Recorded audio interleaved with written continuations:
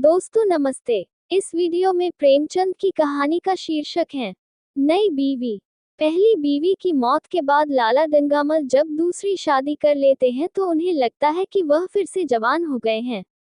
नई नवेली दुल्हन को बहलाने के लिए वह हर तरह के प्रपंच करते हैं, मगर नई दुल्हन उनसे कुछ खींची खींची सी रहती है। उन्हें लगता है कि उनसे कोई गलती हो गई है, मगर तभी घर के महाराज की जगह एक 16 साला छोकरा नौकरी पर आता है और फिर सब कुछ बदल जाता है। हमारा जिस्म पुराना है लेकिन इसमें हमेशा नया खून दौड़ता रहता है। इस नए खून पर जिंदगी कायम है। दुनिया के कदीम निजाम में ये नयापन उसके एक एक जर्रे में, एक एक टहनी में, एक एक कतरे में, तार में छुपे हुए नगमे की तरह गूंजता रहता है। और ये 100 साल की बुढ़िया आज भी नई दुल्हन बनी हुई है। जब से लाला डंगामल ने नई शादी की है उनकी जवानी असरे नो दकर आए हैं। जब पहली बीवी बकैदे हयात थी वो बहुत कम घर रहते थे। सुबह से 10-11 बजे तक तो पूजा पाठ ही करते रहते थे, फिर खाना खाकर दुकान चले जाते, वहां से 1 बजे रात को लौटते और थके मांदे सो जाते। अगर लीला कभी कहती कि जरा और सवेरे आ जाया करो तो बिगड़ जाते, तुम्हारे लिए क्या दुकान बंद कर दूं या रोजगार छोड़ दूं। ये वो जमाना नहीं है कि एक लोटा जल चढ़ाकर लक्ष्मी को खुश कर लिया जाए। आजकल लक्ष्मी की चौखट पर माथा रगड़ना पड़ता है तब भी उनका मुंह सीधा नहीं होता। लीला बेचारी खामोश हो जाती। अभी 6 महीने की बात है। लीला को जोर का बुखार था। लाला जी दुकान पर चलने लगे तो लीला ने डरते डरते कहा, देखो मेरी तबीयत अच्छी नहीं है, जरा सवेरे आ जाना। लाला जी ने पगड़ी उतार कर खूंटी पर लटका दी और बोले, अगर मेरे बैठे रहने से तुम्हारा जी अच्छा हो जाए तो मैं दुकान न जाऊंगा। लीला रंजीदा होकर बोली, मैं ये कब कहती हूँ कि तुम दुकान न जाओ, मैं तो जरा सवेरे आ जाने को कहती हूँ। तो क्या मैं दुकान पर बैठा मौज करता हूँ। लीला कुछ न बोली। शौहर की ये बेएतनाई उसके लिए कोई नई बात न थी। इधर कई दिन से इसका दिल दोस्त तजुर्बा हो रहा था कि इस घर में उसकी कदर नहीं है। अगर उसकी जवानी ढल चुकी थी तो उसका क्या कसूर था कि इसकी जवानी हमेशा रहती है। लाजिम तो ये था कि 55 साल की रिफाकत अब एक गहरे रूहानी ताल्लुक में तब्दील हो जाती जो जाहिर से बेनियाज रहती है, जो ऐप को भी हुस्न देखने लगती है, जो पके फल की तरह ज्यादा शीरी ज्यादा खुशनुमा हो जाती है। लेकिन लाला जी का ताजिर दिल हर एक चीज को तिजारत के तराजू पर तौलता था। बूढ़ी गाय जब न दूध दे सकती हो न बच्चे तो उसके लिए गौशाला से बेहतर कोई जगह नहीं। उनके ख्याल में लीला के लिए बस इतना ही काफी था कि वो घर की मालकिन बनी रहे, आराम से खाए पहने पड़ी रहे। उसे इख्तियार है चाहे जितने जेवर बनवाए, चाहे जितनी खैरात और पूजा करे, रोजे रखे, सिर्फ उनसे दूर रहे। फितरत इंसानी की नैरंगियों का एक करिश्मा ये था कि लाला जी जिस दिलजोई और हद से लीला को महरूम रखना चाहते थे, खुद उसी के लिए अबहाना सरगर्मी से मुतलाशी रहते थे। लीला 40 की होकर बूढ़ी समझ ली गई थी, मगर वो 45 साल के होकर अभी जवान थे। जवानी के वलवलों और मसरतों से बेकरार लीला से अब उन्हें एक तरह की कराहियत होती थी। और वो गरीब जब अपनी खामियों के हसरतनाक एहसास की वजह से फितरी बेरहमियों के अजाले के लिए रंग और रोगन की आड़ लेती तो वो उसकी बुलहोसी से और भी मुतनफ्फिर हो जाते। चे खुश 7 लड़कों की तो माँ हो गई, बाल खिचड़ी हो गए, चेहरा धुले हुए फलालन की तरह पुरशिकन हो गया। मगर आपको अभी महावर और सिंदूर, मेहंदी और उपटन की हवस बाकी है। औरतों की भी क्या फितरत है, न जाने क्यों आराइश पर इस कदर जान देती हैं। पूछो अब तुम्हें और क्या चाहिए। क्यों नहीं दिल को समझा लेती कि जवानी रुखसत हो गई और उन तदबीरों से उसे वापस नहीं बुलाया जा सकता। लेकिन वो खुद जवानी का ख्वाब देखते रहते थे। तबीयत जवानी से सैर न होती, जाड़ों में कुश्तों और माजूनों का इस्तेमाल करते रहते थे।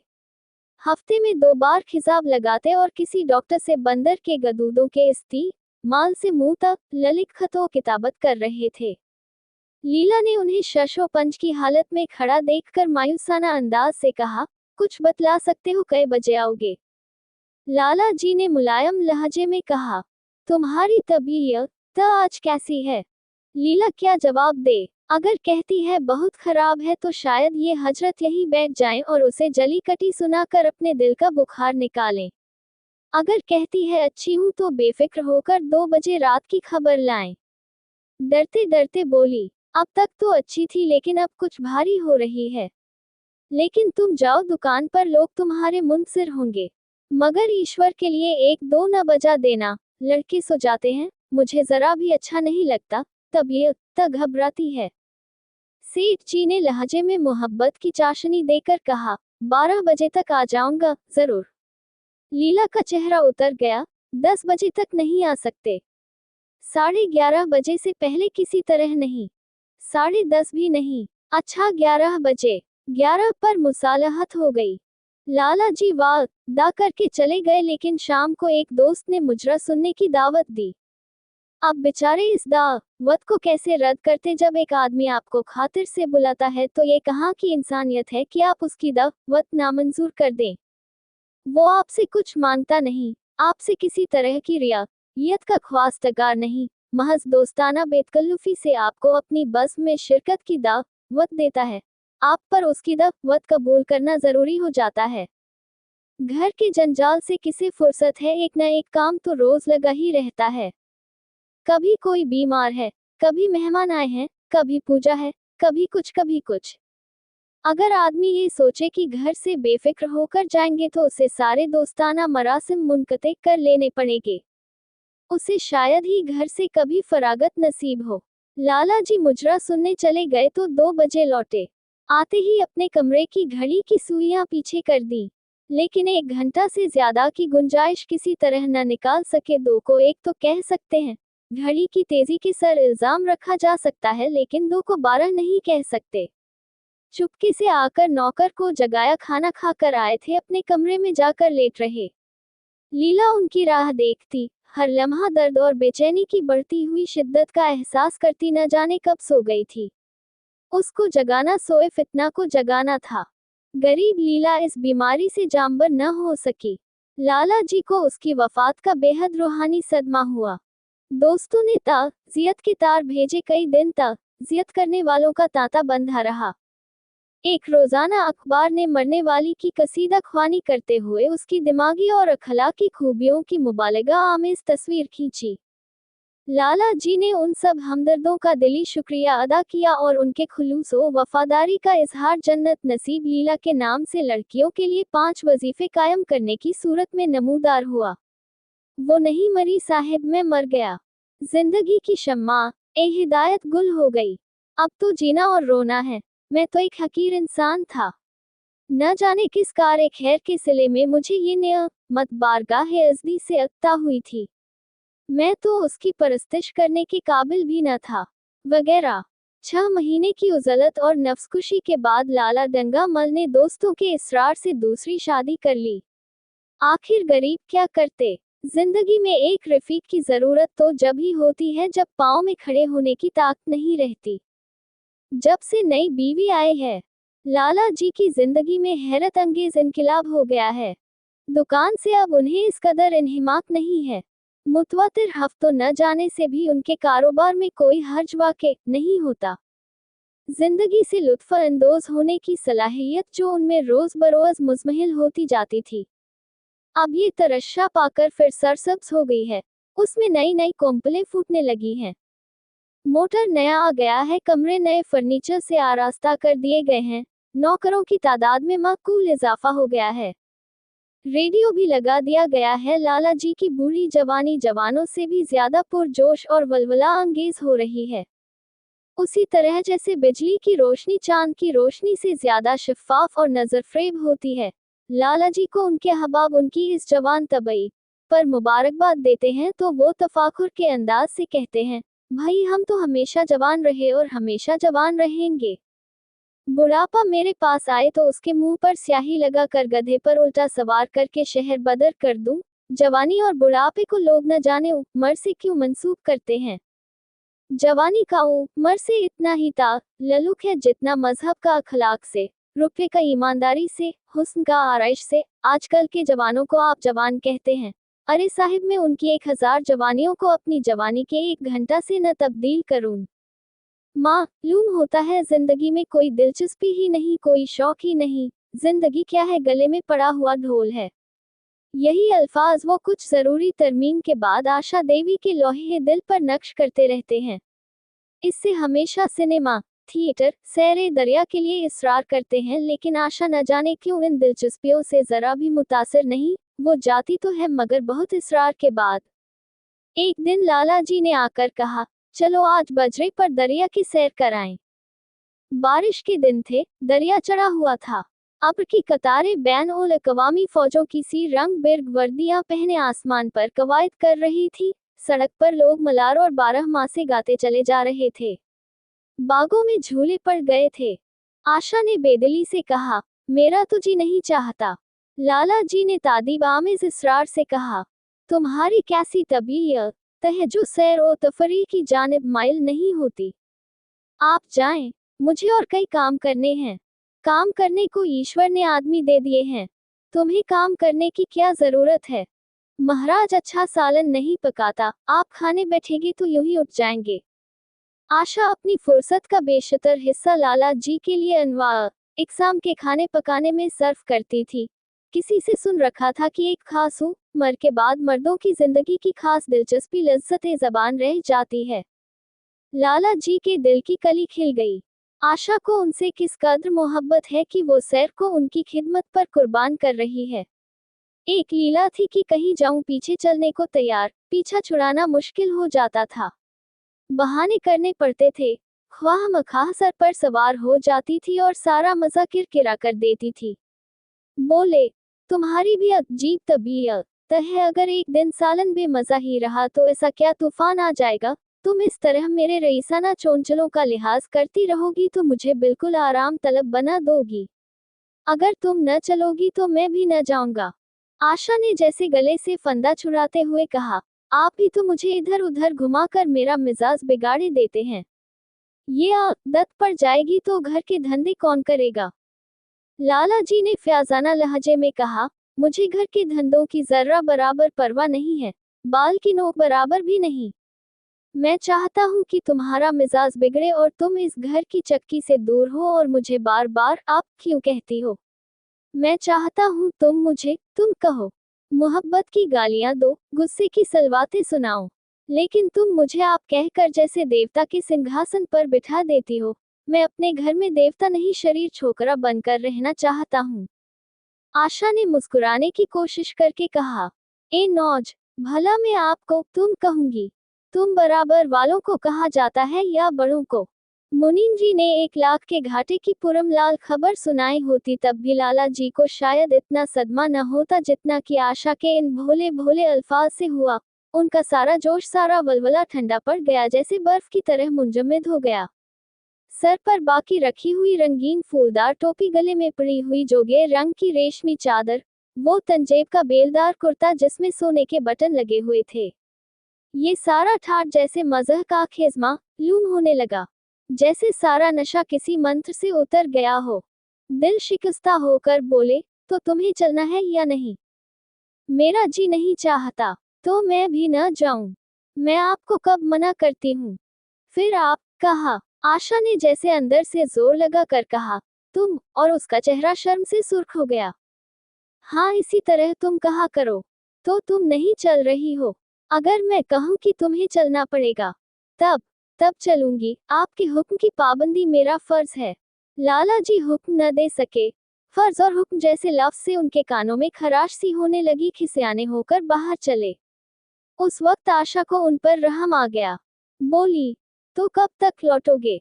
मैं नहीं जा रहा हूँ। अच्छा, तो मैं भी चलती हूँ। जिस तरह कोई जिद्दी लड़का रोने के बाद अपनी मतलूबा चीज पाकर उसे पैरों से ठुकरा देता है, उसी तरह लाला जी ने रोना मुंह बनाकर कहा, तुम्हारा जी नहीं चाहता तो न चलो। मैं मजबूर नहीं करता। आप नहीं, तुम बुरा मान जाओगे। आशा सैर करने गई, लेकिन उमंग से नहीं। जो मामूली साड़ी पहने हुए थी वही पहने चल खड़ी हुई। न कोई नफीस साड़ी, न कोई मुरस्सत जेवर, न कोई सिंगार जैसे बेवा हो। ऐसी ही बातों से लाला जी दिल में झुंझला उठते थे। शादी की थी, जिंदगी का लुत्फ उठाने के लिए झिलमिलाते हुए चिराग में तेल डालकर उसे रोशन करने लिए। अगर चिराग की रोशनी तेज न हुई तो तेल डालने से क्या फायदा। न जाने उसकी तबीयत तक क्यों इस कदर खुश्क और अफसुर्दा है। जैसे कोई ऊसर का दरख्त हो कि कितना ही पानी डालो उसमें हरी पत्तियों के दर्शन ही नहीं होते। जड़ाऊ जेवरों के भरे हुए संदूक रखे हैं, कहाँ कहाँ से मंगवाए, दिल्ली से, कलकत्ते से, फ्रांस से, कैसी कैसी बेशकीमत साड़ियाँ रखी हुई हैं। एक नहीं सैकड़ों, मगर संदूक में कीड़ों की खुराक बनने के लिए। गरीब खानदान की लड़कियों में यही है, होता है। उनकी निगाह हमेशा तंग रहती है, न खा सके, न पहन सके, न दे सके। उन्हें तो खजाना भी मिल जाए तो यही सोचती रहेंगी कि भला उसे खर्च कैसे करें। दरिया की सैर तो हुई मगर कुछ लुत्फ न आया। कई माह तक आशा की तबीयत को उभारने की नाकाम कोशिश करके लाला जी ने समझ लिया कि ये मुहर्रम की पैदाइश है, लेकिन फिर भी बराबर मशक जारी रखी। इस व्यापार में एक खतीर रकम सिर्फ करने के बाद वो इससे से ज्यादा नफा उठाने के ताजराना तकाजे को कैसे नजरअंदाज करते। दिलचस्पी की नई नई सूरतें पैदा की जाती। ग्रामोफोन अगर बिगड़ गया है, गाता नहीं या आवाज साफ नहीं निकलता तो उसकी मरम्मत करानी पड़ेगी। उसे उठाकर रख देना तो हिमाकत है। उधर बूढ़ा महाराज बीमार होकर चला गया था और उसकी जगह उसका 16-17 साल का लड़का आ गया था।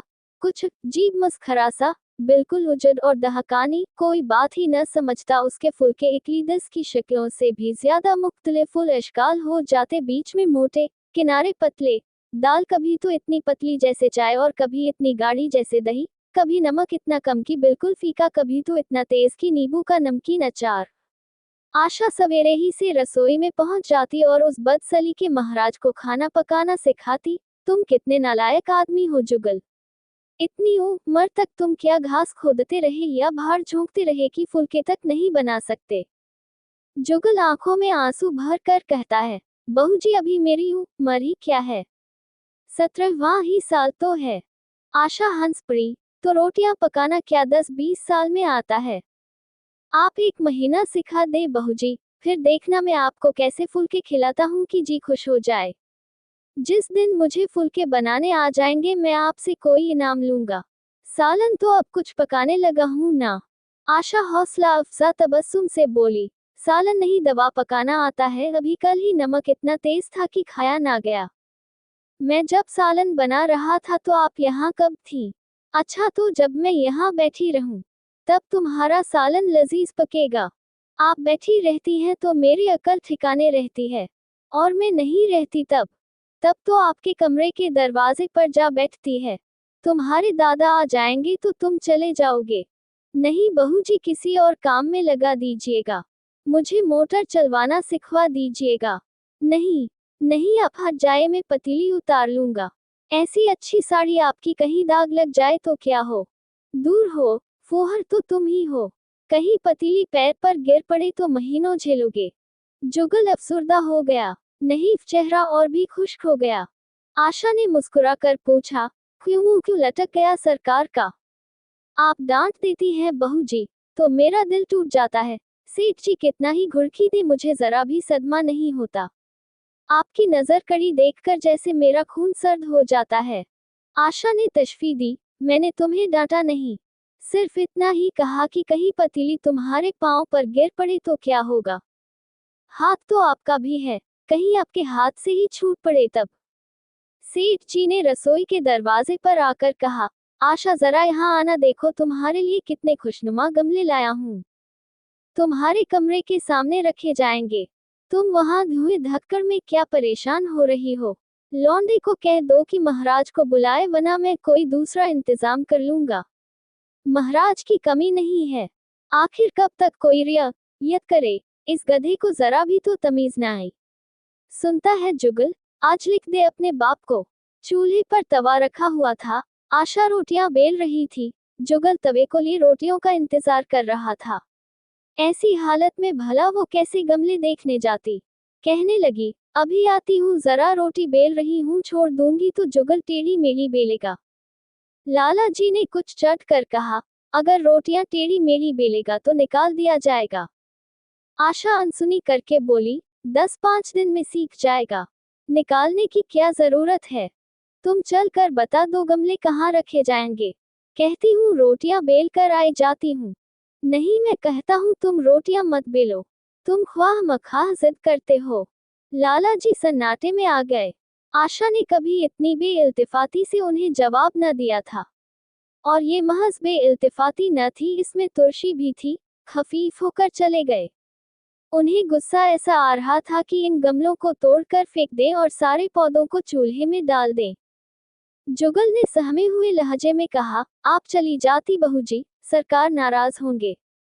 बको मत, जल्दी रोटियां सेंको, नहीं तो निकाल दिए जाओगे।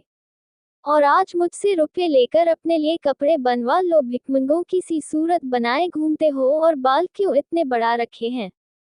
तुम्हें नाई भी नहीं जुड़ता? कपड़े बनवा लूं तो दादा को क्या हिसाब दूंगा? अरे बेवकूफ, मैं हिसाब में नहीं देने को कहती, मुझसे ले जाना। आप बनवाएंगी तो अच्छे कपड़े लूंगा। मैं खद्दर का कुर्ता, खद्दर की धोती, रेशमी चादर और अच्छा सा चप्पल। आशा ने मिठास भरे तबस्सुम से कहा, और अगर अपने दाम से बनवाना पड़े तो? तब कपड़े बनवाऊंगा ही नहीं। बड़े चालाक हो तुम। आदमी अपने घर पर रूखी रोटी खाकर सो रहता है, लेकिन दावत में अच्छे अच्छे पकवान ही खाता है। ये सब मैं नहीं जानती, एक गाधे का कुर्ता बनवा लो और एक टोपी हजामत के लिए 2 आने पैसे ले लो। रहने दीजिए, मैं नहीं लेता। अच्छे कपड़े पहन कर निकलूंगा तो आपकी याद आएगी। सड़ियल कपड़े हुए तो जी जलेगा। तुम बड़े खुदगर्ज हो, मुफ्त के कपड़े लोगे और आला दर्जे के। जब यहाँ से जाने लगूंगा तो आप मुझे अपनी तस्वीर दे दीजिएगा। मेरी तस्वीर लेकर क्या करोगे? अपनी कोठरी में लगा दूंगा और देखा करूंगा। बस वही साड़ी पहन कर खिंचवाना जो कल पहनी थी, और वही मोतियों वाली माला भी हो। मुझे नंगी नंगी सूरत अच्छी नहीं लगती। आपके पास तो बहुत गहने होंगे, आप पहनती क्यों नहीं? तो तुम्हें गहने अच्छे लगते हैं? बहुत। लाला जी ने खिफ्फत आमेज लहजे में कहा, अभी तक तुम्हारी रोटियां नहीं पकी। जुगल, अगर कल से तुमने अपने आप अच्छी रोटियां न बनाई तो मैं तुम्हें निकाल दूंगा। आशा ने फौरन हाथ धोए और बड़ी मसरत आमेज तेजी से लाला जी के साथ जाकर गमलों को देखने लगी। आज उसके चेहरे पर गैरमामूली शगुफ्तगी नजर आ रही थी। उसके अंदाज़े गुफ्तगू में भी दिल आवेज शीरीनी थी। लाला जी की सारी खिफ्फत गायब हो गई। आज उसकी बातें जबान से नहीं, दिल से निकलती हुई मालूम हो रही थी। बोली, मैं इनमें से कोई गमला न जाने दूंगी, सब मेरे कमरे के सामने रखवाना। सब कितने सुंदर पौधे हैं। वाह, इनके हिंदी नाम भी बता देना। लाला जी ने छेड़ा, सब लेकर क्या करोगी? 10-5 पसंद कर लो, बाकी बाहर बागीचे में रखवा दूंगा। जी नहीं, मैं एक भी नहीं छोड़ूंगी, सब यहीं रखे जाएंगे।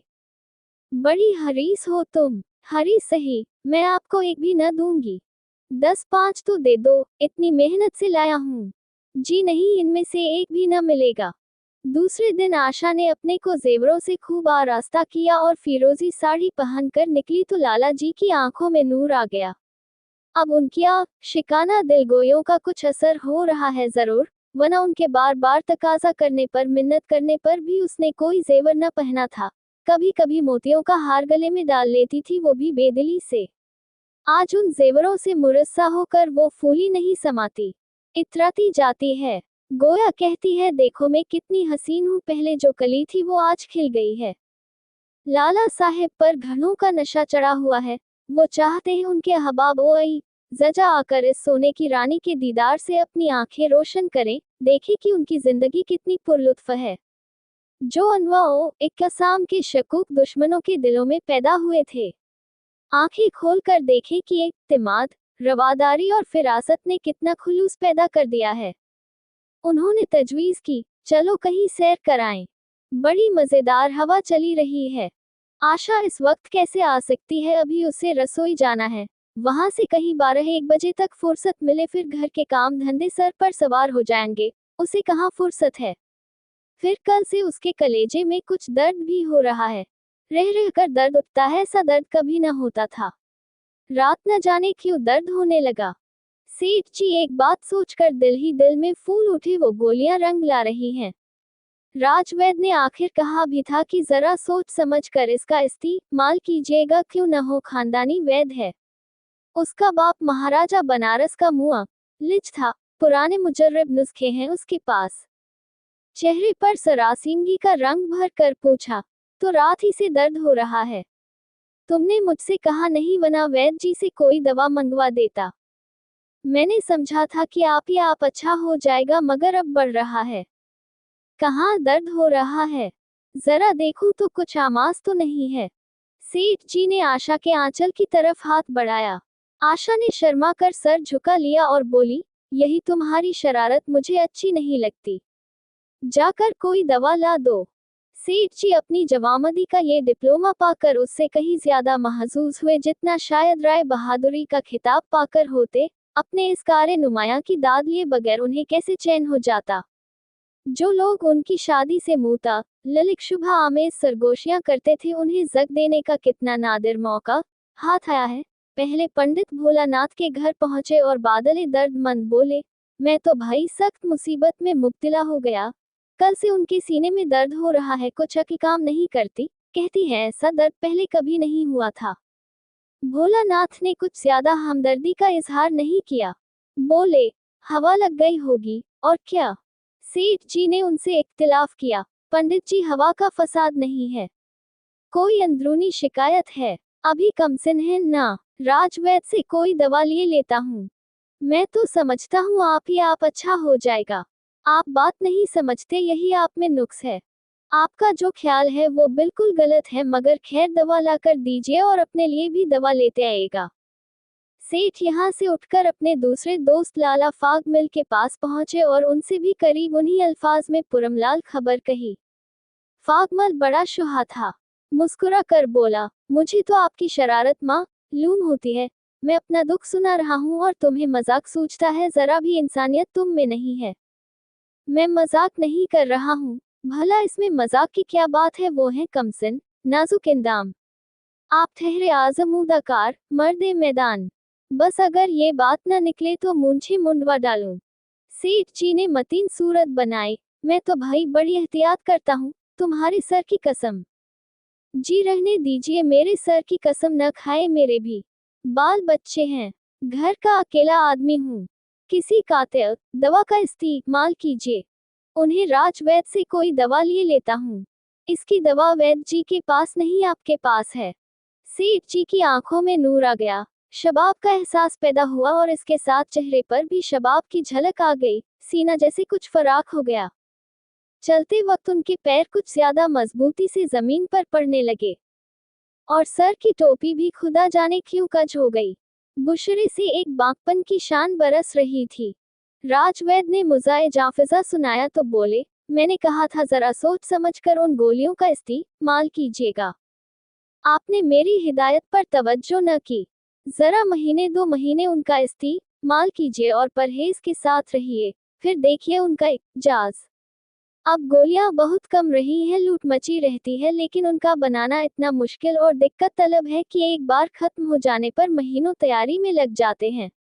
हजारों बूटियां हैं, कैलाश, नेपाल और तिब्बत से मंगानी पड़ती हैं, और उसका बनाना तो आप जानते हैं कितना लोहे के चने चबाना है। आप एहतियातन एक शीशी लेते जाए। जुगल ने आशा को सर से पांव तक जगमगाते देखकर कहा, बस बहूजी, आप इसी तरह पहने उड़े रहा करें। आज मैं आपको चूल्हे के पास न आने दूंगा।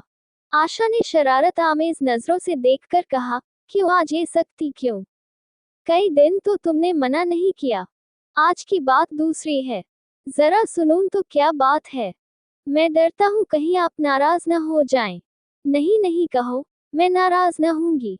आज आप बहुत सुंदर लग रही हैं। लाला डंगामल ने सैकड़ों ही बार आशा के हुस्नो अंदाज की तारीफ की थी, मगर उनकी तारीफ में उसे तसन्नो की बू आती थी। वो अल्फाज उनके मुंह से कुछ इस तरह से लगते थे जैसे कोई हिजड़ा तलवार लेकर चले। जुगल के इन अल्फाज में एक कैफ था, एक सुरूर था, एक हैजान था, एक इस्तिराब था। आशा के सारे जिस्म में रशा आ गया। आंखों में जैसे नशा छा जाए। तुम मुझे नजर लगा दोगे?